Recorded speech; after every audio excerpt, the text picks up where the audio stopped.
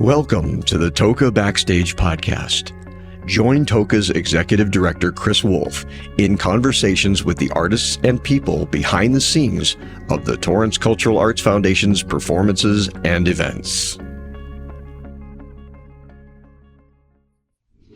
Hi, this is Chris Wolf, the Executive Director of the Torrance Cultural Arts Foundation. Welcome back to another edition of TOCA Backstage. It is my great honor to be speaking with Charles Evans Jr.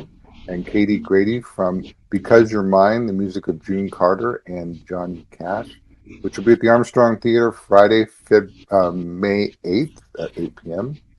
Thank you guys for taking the time. I do appreciate it. Yeah, of course. Thank you for having us. Yeah. So, my first question, you guys look very young. Thank you.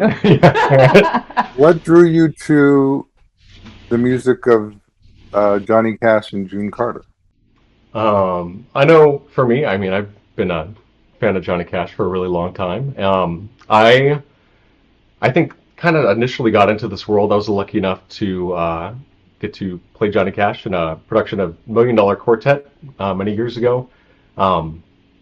Got to come back to it a few times and just kept having this itch of like wanting to tell more of the story.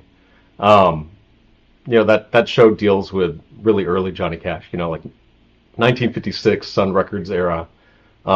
He's just such a fascinating artist and musician and kind of this larger than life character, and wanting to be able to shed some light and be able to share that music. It was just something that just kept drawing me back. And I live with him, so I was around that music just constantly. Yeah. Was there like an attraction to Caitie? Was there an attraction to June's music that drew you to it, or Certainly to June as a person and her legacy, because the Carter family is just the legacy of American early like bluegrass. They took hymns and created different things out of it. Just her whole thing, and she had to kind of create her own personality and this incredible musical family, and she came out kind of this wacky little thing that's so lovable and so strong. The way she's this little thing that is absolutely his strength, and I just love their partnership. what do you? I know, like, there's been movies about Johnny Cash and June Carter. There's been books and obviously records. What do you think is the one thing the thing that people just don't understand about them as a couple? About them as a couple, that's a tricky thing. I think not to speak for June, but I think it's an interesting thing that for someone who was born into the Carter family, who was performing since she was a child, so much of her legacy I think is tied in with Johnny Cash, because of their marriage and their partnership, but that she was so much of an artist beyond that, Familiarity with the industry, and absolutely, and she knew intimately what it can do to a person, and and I think that's one thing with our show, is being able to highlight both of them as artists together, but separately in what they bring, because I think so much of her legacy is tied in with him. it really is. I think that, and also just with any marriage, that just the massive ups and downs. Yeah. There was a lot of The no matter what of it. yeah, there's a lot of well-known struggles with health and addiction and all these other things, and the ability to, I think, buoy each other throughout all of that. And a lot of the films and the musicals and things about them go more into those darker parts of their lives together. Yeah. And then what the world saw was what you kind of see in our show, which is just a taste of being with them at the best of times. Yeah.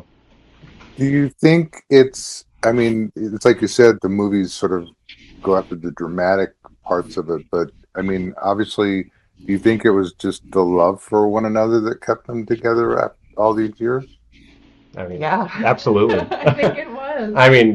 Just looking at, with June's passing, I mean, with her illness and her passing, Johnny only was around a few months after that. I think it was very Yeah. clear that she was the light of his life, and she was that strength and that purpose. And I think when she was gone, that was Yeah. kind of it. There was that love. They also were both people of very strong faith, so I'm sure that played into their dedication to staying together through thick and thin and all of that as well. And I always find it curious when people do a catalog of another artist. Is there a song that you guys perform in your show that you just like you can't wait to do it because it's like the one song you just love to do? Um, that's hard to say. I know for me, one thing I always look forward to. We have a section near the end of kind of the first act, first set, talking about their proposal. Mm-hmm. Johnny's kind of infamous on-stage proposal that he gave to June, um, which we used to segue into Byra Carpenter, which I mean, getting to share that with Caitie and just musically, it feels very different than a lot of the early decade stuff that we're doing before that. So I think that that's something that I probably look forward to more than anything else on the show. It slows down. It becomes really personal, and we get to just love be each us. other. We are a married couple. We are, in fact, married. Yes. Yeah. That's helpful, I'm sure. Yeah. So how long have you guys been doing this show? I mean, I know, I've heard about it, and I've heard people at conferences mention the show, and you know, in the industry, there's been talk about it. But how long have you guys been working on this? I mean, this is the idea for this has been around for several years now. But we officially premiered this just in spring of 24. So I mean, we're still kind of new kids on the block. Yeah, we're just coming into our second year of this. And is what's the goal? It's interesting because several years ago we had a gentleman come to the theater who did a Johnny Cash tribute, and it was just Johnny Cash. And I talked to him, and it was like all he ever wanted to do was Johnny Cash. He had no interest in doing anything else musically. What about you guys? What's sort of next on the horizon, or is it purely just this is your thing you're going to follow through with? I mean, I know this is a big part of what moving forward with this production, but we also work. I mean, we're both working actors. Mm-hmm. Caitie is. I'm in rehearsal now. Yeah, she's doing Play That Goes Wrong right now. Yeah. So I'm doing a comedy with no music at all right now. But yeah, we kind of do a lot of different things, and I mean, I love all kinds of music, so I just love the opportunity to learn different styles. I didn't play the auto harp before I started to get to know June Carter, but it's been really fun.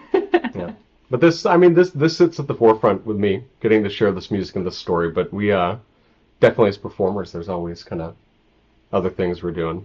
Mm-hmm.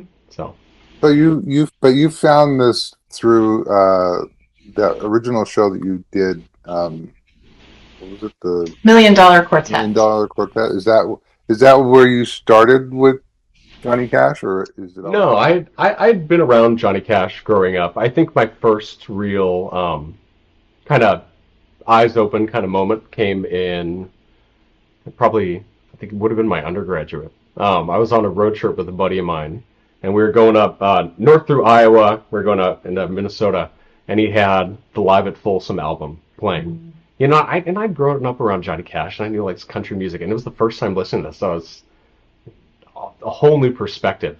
I mean, there's kind of this interesting in path that Johnny Cash has with like the punk rock community, just because there is this kind of like this outlaw counterculture kind of feel to what he's doing, and that was the first time that I was like, holy crap, this is incredible. And it was there from then on, and it wasn't until many years later that I got to actually play this music, and that was it.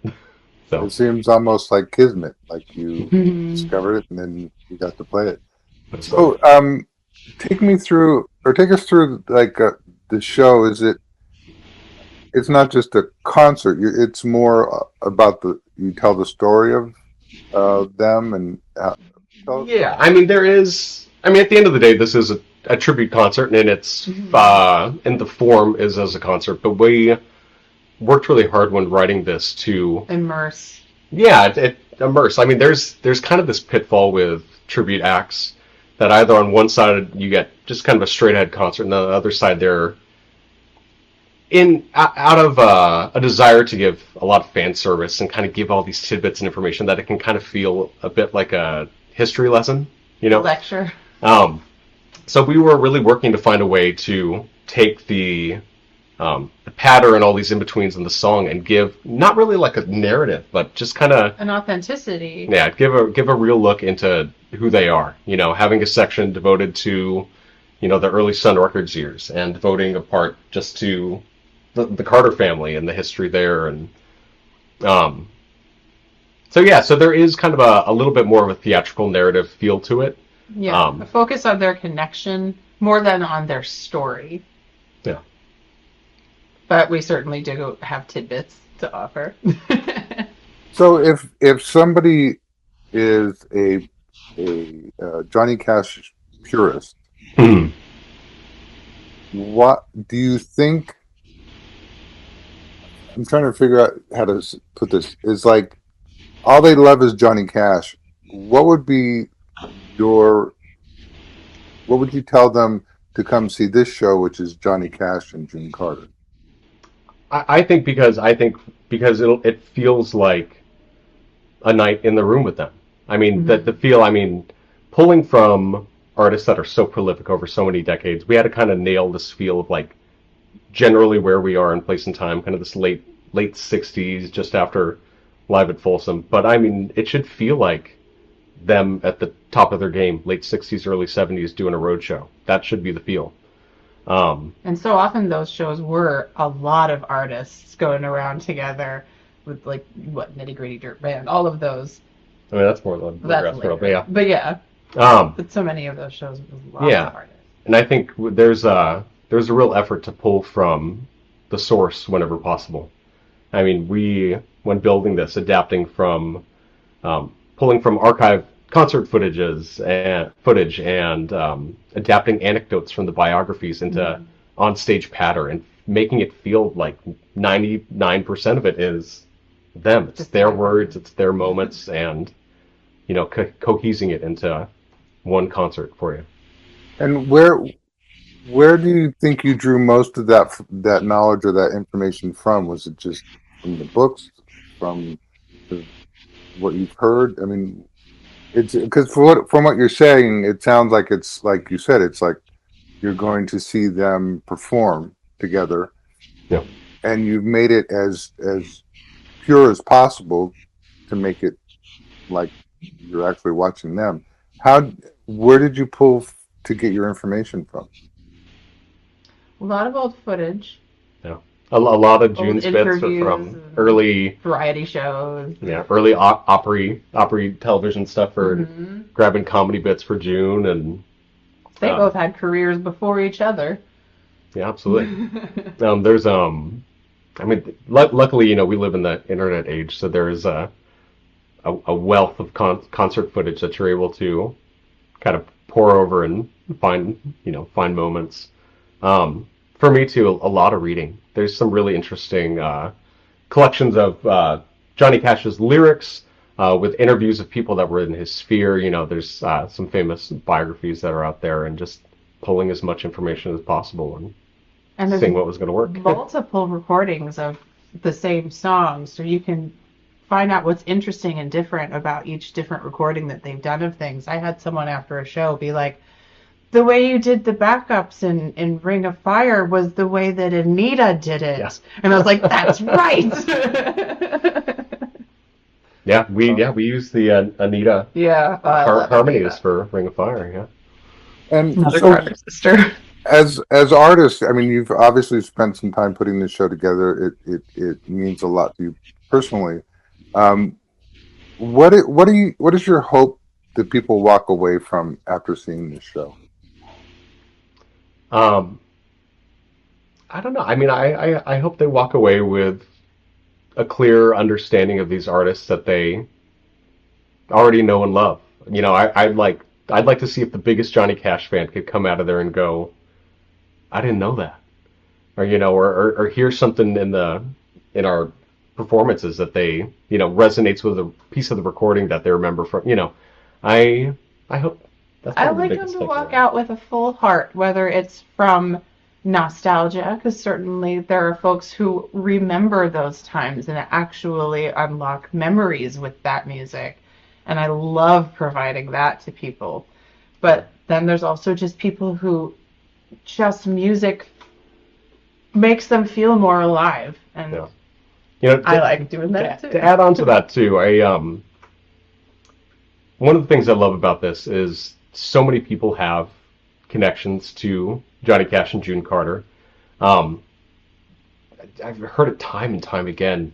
Like we're at a bar in Branson, Missouri after a performance in the fall, and there was a guy we got talking to, and he started talking about his grandmother. And Johnny Cash to him will always be his grandmother in the kitchen getting him ready when he was in kindergarten. And everybody's got those stories. Everyone has some connection to either, you know, a singular piece of music or to the artists themselves. And to have like those memories reawaken in people is just, it's so gratifying to be able to do that. That's it's a big part of it. That's really special. I know I'm a firm believer in that music can really just awaken people's emotions, their souls, Yeah. and it's a real healing. Music is very healing for a lot of people, um, and that's something we need these days. Yeah. So, as performers and artists and creative people, one of the things we do, what Torrance Cultural Arts Foundation does, in addition to presenting fabulous shows like yours, is we try to mentor and encourage young performers. Um, as you guys have a wealth of performance history, either plays, musicals, whatever. Um, if somebody came to you and said, "What's can you give me some advice? What words of wisdom would you offer to a young person coming to you asking for help?"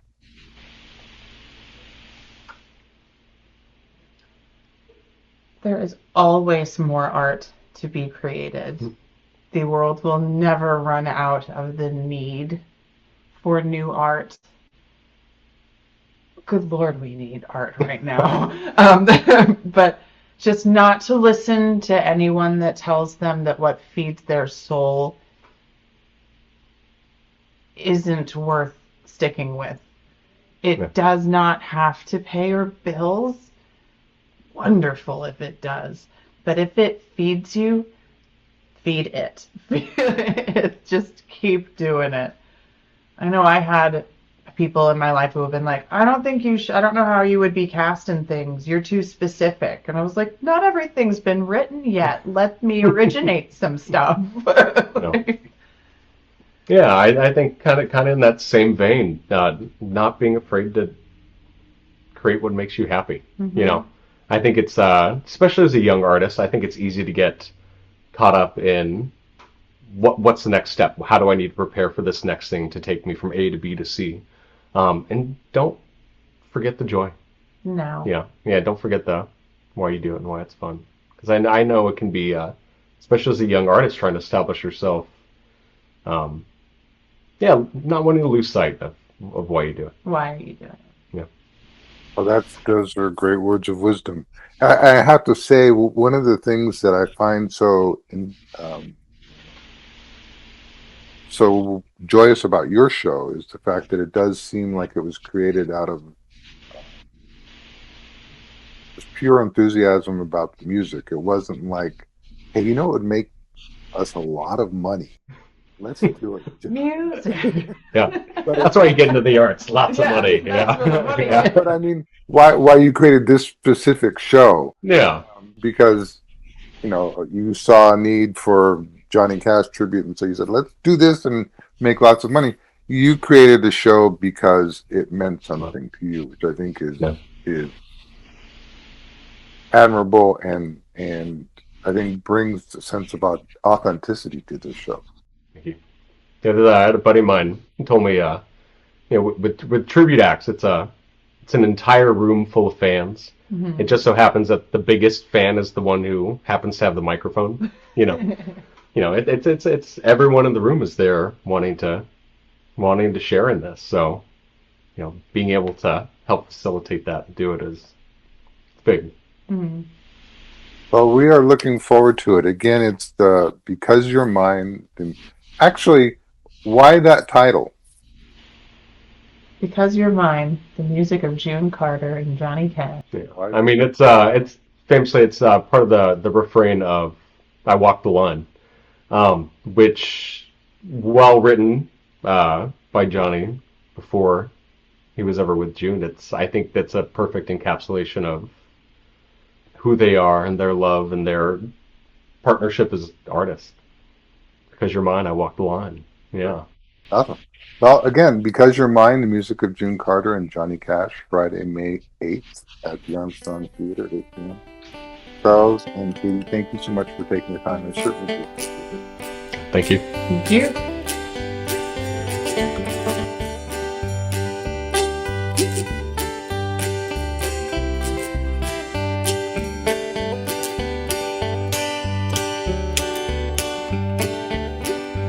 I was running with my maples and waving black hair